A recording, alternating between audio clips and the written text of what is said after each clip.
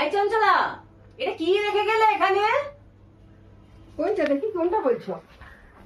ও এইটা বাবা, এইটা কিনতে গিয়ে তো আমি আমার বাপের নামটা আবার ভুলে গেলাম। 300 টাকা কেজি আপেলের, বুঝেছো? আর খাবার কি দরকার, লোকে বললে তো খাবেন না। শুনে তুমি অবাক হয়ে গেলাম। খাবো না মানে আমাদের আপেল খেতে নাই নাকি? ই বাবা, এইটা কি করেছো তোমরা আজকে? হ্যাঁ, এই সর্ষের তেলে বস্তা কিনতে হলে কিন্তু আমি আর এই মাসটাই বাপের নামটা মনে রাখতে পারবো না, মনে আসবে না আমার কিছুতে।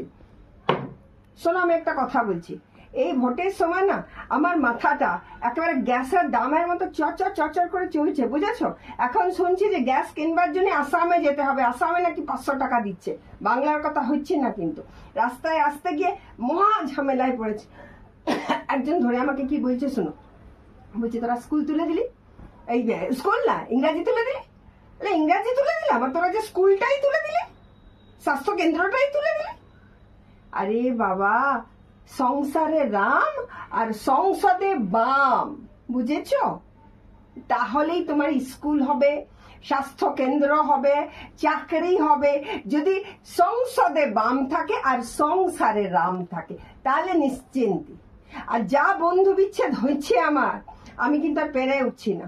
বিহারের ইলেকশনের সময় 5খানা বন্ধু বলে যা, তোর সাথে আর কথাই নাই।